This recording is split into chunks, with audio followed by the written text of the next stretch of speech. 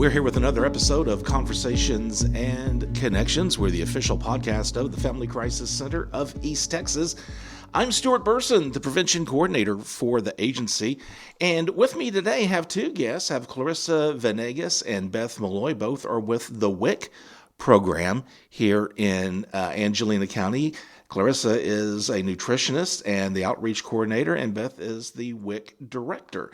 So thank you, ladies. I appreciate you both coming by and being a part of this. Thank you for having us. Thank you for having us. Sure. So I guess first of all, and whoever wants to take this question, let's kind of start big picture, I guess, and kind of talk about, I think a lot of us have heard of WIC. I've seen the little WIC tags at the grocery store on certain items, but I think maybe some people may not really realize exactly what WIC is, or they may have an idea but not really know for sure. So what is WIC? So WIC is a special supplemental nutrition program for women, infants, and children, and it's known for WIC. It's a nutrition program for pregnant, breastfeeding women and families with children younger than 5. So the WIC is just abbreviated for the women, infant, and children. Okay, all right. So I guess one of my questions is, I don't know if some people may have a misconception about this. What's the difference between WIC and other assistance? Like we think of like the Lone Star card. I guess there is still a Lone Star card. What differentiates between those two? What's the difference, really? So SNAP benefits allow recipients to purchase a variety of different foods at like local grocery stores, convenience stores, and farmers markets. As for the WIC program, it focuses on providing specific supplemental foods for children, for women and infants during important developmental stages. And WIC also encourages participants to participate in nutrition education with nutrition professionals, and we encourage our mamas to breastfeed as well. So WIC is not an entitlement program, as Congress does not set aside funds to allow every eligible individual to participate in the program. So that's the difference between SNAP and WIC. And then WIC is a federal grant program for which Congress authorizes a specific amount of funds each year for the program. Did you want to add something? Right. So with that being said, so most of the government programs are considered entitlement programs to where whoever is qualifies will receive funds, whereas WIC, that's not necessarily true. We could have people that qualify that might not be able to receive help through the WIC program if there's not enough funding. And so if there's a year where they maybe cut back on WIC funding, then we might not have enough funding to even see all of the qualified individuals. Okay. All right. So just for clarification, when I mentioned the Lone Star card, you said SNAP. So that's... SNAP is the same as the Lone Star. Okay. It's just a new term for food stamps. Okay. It's a better term for it. Yeah. Sure. So who qualifies for WIC? If someone's interested in WIC, what are there certain qualifications that have to be met? So WIC is open to many incomes and families. If you or your children receive Medicaid or that SNAP, or there's also TANF, then you automatically meet the income eligibility guidelines for WIC, and the application can be processed faster. If you do not receive any of these programs, like SNAP, TANF, or Medicaid, then you may still qualify for WIC by meeting the income guidelines for your household. And the income guidelines for WIC are higher than most other programs. We are at 185% poverty rate, so our income guidelines are higher than Okay. programs. All right. So I'm always wondered about something like that, about the application progress for someone who wants to apply. And I guess one of the things I guess this kind of leads to another question I had for y'all, but we can kind of ball all this up together. I wonder if sometimes people are a little apprehensive, or if they feel like, oh my God, that's just going to be so complicated, and it's going to be such a tedious process to apply. But what is the application process like if someone qualifies for WIC and they want to have WIC benefits? Sure. So things have gotten a lot easier over the years. I feel like they have really come up with some great ways to meet people where they're at and have some newer ways to start the application process. So there's a lot of different ways, but I will just share a few of those. You can go to texaswic.org and click on the Apply tab at the top. You can actually start your application online. You can also go to Angelina County and Cities Health District website, which is acchd.us, and there is a button at the top that says sign up for WIC there. We do have a Facebook page. You'd search for Texas WIC Angelina County. You can sign up there. We also are on Instagram. So lots of different ways to apply online, and you can also just call our office at 936-637-7242.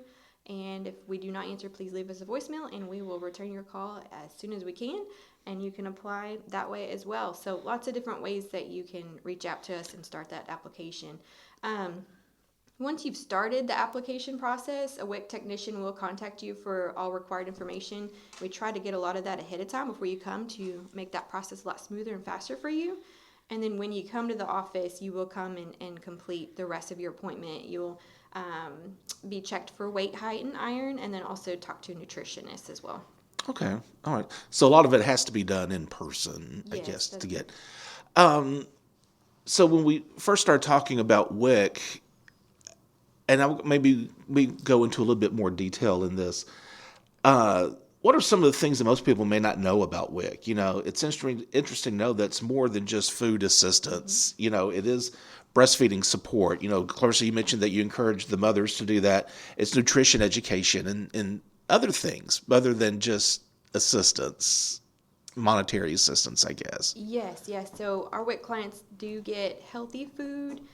Not just they're not able to buy anything they want with benefits. They're set out in a manner to where they're getting certain nutrients that we feel are important for them during different growth times in their life. And they also receive one-on-one nutrition counseling with nutritionists and with registered dietitians as well. Free breastfeeding support with lactation consultants and peer counselors. Nutrition and breastfeeding classes online and sometimes in person. We are starting those back in person this fall. WIC serves 53% of all infants born in the United States. So I think that's something to note, is that it's a huge, over half, a little of over all half, infants. right? And it's even higher in Texas. I believe it's more like 60 or 65% in Texas, but 53% in the United States are all on WIC. Also, something I think that people don't realize is that children can remain eligible through their 5th birthday. So we have a lot of people that will drop off during after that first year. They didn't realize that they can stay on after they turn a year. We also have women that don't realize they can apply during pregnancy at any point. They can come in 2 weeks pregnant and apply for benefits. So it's not just after they've given birth. Correct. While they're pregnant, they can do this. Yes, yeah. Any point in their pregnancy, they can come on and receive benefits. Okay. I've wondered, some maybe at times, if are there people out there that aren't taking advantage of the program? Maybe they don't even know they qualify for this. Possibly. Yes, definitely. We talk to people out in the community all the time that were like, oh, I didn't realize I would make it on your program. Because like I mentioned before, our income guidelines are higher, and so I don't think they realize that. Sure. A lot of the time. They think they have to be at a certain level. Fostered children, another big population, sometimes they don't realize they automatically qualify for WIC. And unless their caseworker is telling them, hey, you need to go get on WIC, they may or may not realize that they can receive WIC benefits for the foster children. Any legal guardian of a child can also apply for that child. So we have lots of grandparents, aunts, uncles, dads, cousins, whoever has custody of the children can apply for services. So that's interesting to know, too. That doesn't have to be the mother. It can be father. It can be grandparents, whoever has custody of the child. That's right, yeah. And while they won't receive benefits for themselves on the program, they would get it for the child. Sure. Mm-hmm. Do you think some people are reluctant to apply because of a stigma? You think that, it's assistance, and maybe, I don't know, maybe pride may get in the way a little bit of applying for a program like that? I'm sure that comes into play. We don't hear that as much because the ones that are coming into our office are obviously already there and receiving benefits, so we don't hear that part. We have had a few individuals tell us, specifically some undocumented immigrants and maybe the dreamer population. They've shared with us at some outreach events that they're hesitant to apply.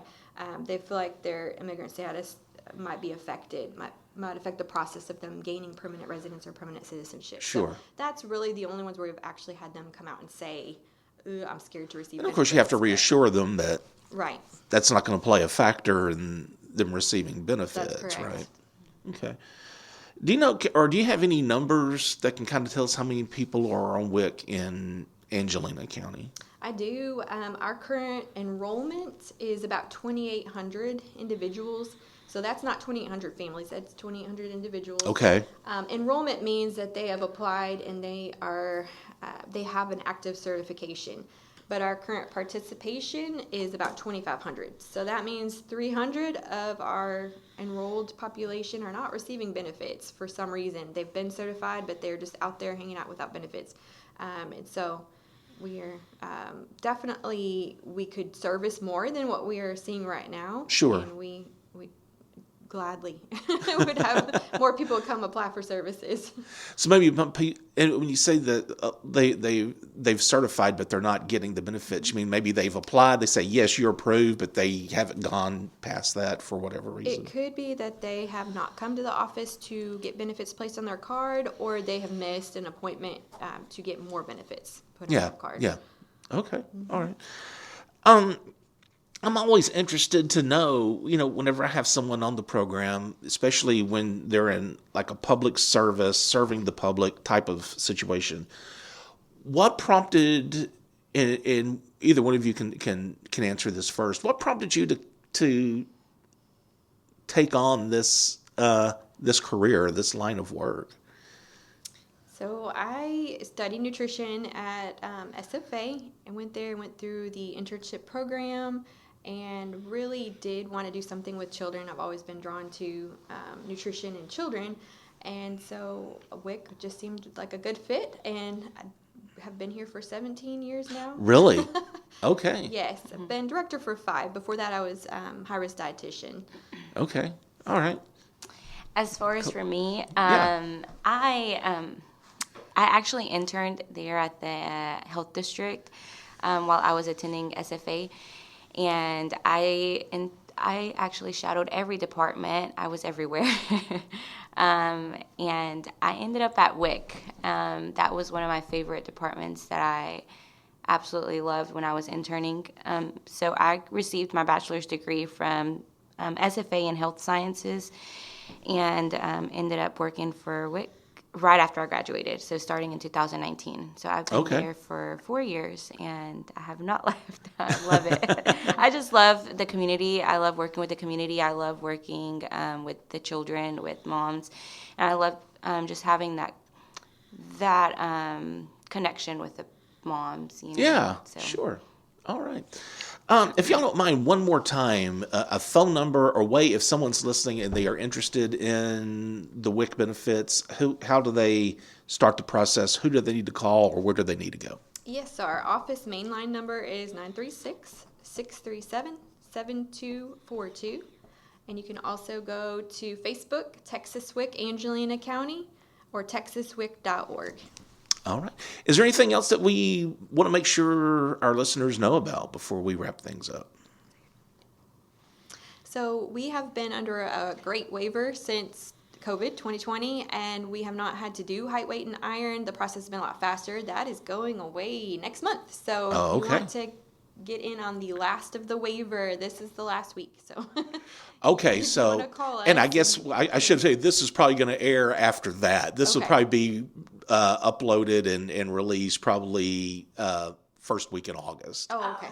So, but it is good for people to know. They may have somebody they know that's on benefits that did not have to do that, and it's good for someone to know that yes, they are going to have to height, weight, iron, right? I would like to add, I know, you've mentioned that sometimes, parents could feel like it's a hassle, or like it's just hard to get into the office, or, where, they think it's going to take a longer process.